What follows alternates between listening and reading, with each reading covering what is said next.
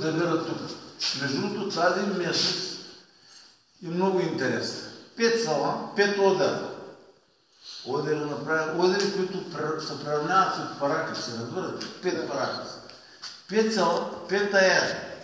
Казват, че на този ден водата в тези ями става ледовита. Затова са извършили задължително този ритуал смиване. Тоест, иконите ги носят облечени, отиват там, всяко село го е на неговото се ями. Събличат иконата, облечени са иконата. Събличат и измиват и хората се измиват да здраве. Носят си всяко село предварително подготвен корбан. Почват да варят корбаните, има запалени на огън страни. В един момент тези, които са имали дарбата да играят това, получават някаква енергия, там почват да играят в огъня и продължават просто на 3 юни в село България. Този ритуал да се справя в 1941 година. Просто тогава, може би, заради войните, заради това, спрели се да играят. Значи, после възстановение чак в 2005 година след една разработка на професор Валерия Фул, тя дълги години е работила, това е съпругата на професор Александър Фул, той е траколог, между другото, и сега всяка година се организира на последната неделя, преди 3 юни, се провежда в там. Ходят около 200 човека се събират повече. Това последната точка до последното, Петков влиз. Ето, да. Това е малко търпно. Това не е връща. Ама това е един на туристически такъв маршрут. Викам, да не е имало някаква махла там, където хората също са идвали тук за... Значи най-интересно ти е това село Сливаро, на Соцаликута са там Марина. Става въпрос за един параклис, направен в една пещера, на името на Света Марина. И то лятната Света Марина. Там са ходили на времето всички жени от цяла страна. Ето това от другата страна е било българско. Значи всички жени и моми, понеже тя се смята за закрилница на бременните жени и момите.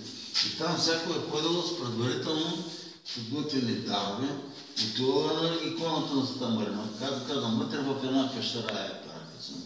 Има е ядно. Всяко отива, поднася дарове на Света Марина. Между другото, казва си своите желания и се споделя, задължително са пресподеличата там. Казва, че Света Марина ми изпълнявала тези желания. Дали е така, но той е много интересен също този маршрут. А тук има една, между другото, много интервюеността. Хубаво е странен човек да не е позната, между другото, много хора не е.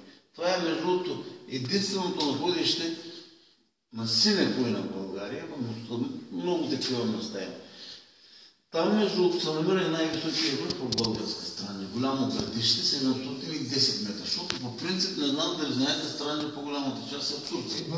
2/3 в Турция, 1/3 в България. Върху 1031 метра. А този е в българска страна, 710 метра. Там се намира и тази, между другото, гробница Мишкова Нива. Чувал съм за разходки там, че те са го затворили там обекта. Не, това е сега, тази гробница съществува. Траките там погреба някакъв.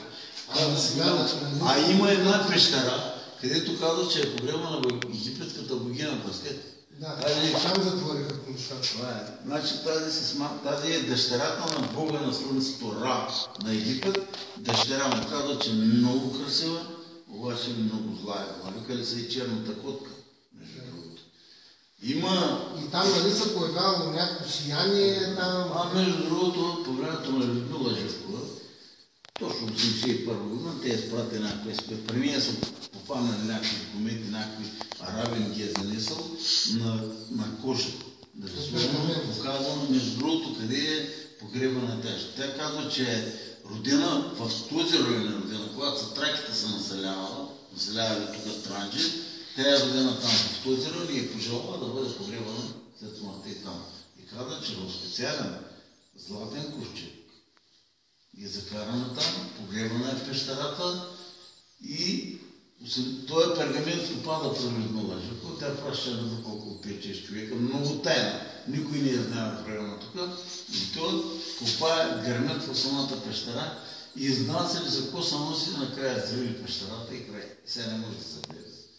Но казва, че тя се явява всяка година около 6-7 май, от 21 часа и 15 минути на една от стените на пещерата. Но трябва да гледаш от много специален ъгъл, трябва да знаеш къде я застанеш. И силуета се появява. Появява се само за секунда там и изчезва. Това е между другото, там за тази легенда има доста така приказки. Казват между другото, че Ваня го е предсказала, но е казала всички, които отидат там, който посигне там, ще умре. Първо умре Людмила, всичките тези ще сте му са умрели, никой не. Да, аз знам, че са... Много така прохожда неща. Малко мистифично е цялата. Такова, тук има в Бургас един канал Нула в тази РН телевизия. Той е Сен на Сенов има един, не е Сен недалко. Той много често кара, тук големи групи, 70-80 човека от цяла България. И води тук по такива обекти, между другото, той ми каза, аз съм я виждал, аз съм ходил там. Аз съм виждал. Това ли са видовите почви по Странджа? Да, това са, там мога и на почвена карта на Странджа, може да я видите. Там Влахов дол, където е тук сборното мосто. Той Влахов дол, къде идва той нещо? Влахов или казвам, голямото е явно. Това е действително едно дере, ако го кажа. Ето това е.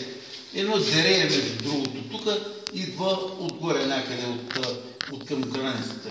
Ето е някъде тук. Това е точно. Това е дере. Някъде тук във този район. Значи събират се тук и... Това е на границата точно между Кости, Снелаво, Граматико, България, просто и Конго. Е така, просто на самата граница. Даже направено повече в Граматичко землище попадат тези одери. Одерите са едни такива, даже има една книжка. Аз нямам да вземе филм, че да ви пусна, това може да се видят. Това е точно за тази. Вижте как са одери. Това е одер, примерно. Гледайте това. Това е, между другото, вижте, това е всичко това е за там. За това как са сложени иконите на одер. Ето, това е пак одер. Между другото, тук е това моите съпруга, защото когато се прави тая съмнодейка тук в читалището, са били там, това е на Граматико самия одер тук и хората, които участвали. Между Странджа е най-пазителта на тези знания и разработката, но това е. На трети линии поста българи ходили сте се, гледали ли сте там? Аз съм минавал там, знам къде се прави. Не, става въпрос... Иначе самото не. Самата игра не съм пресъщал, но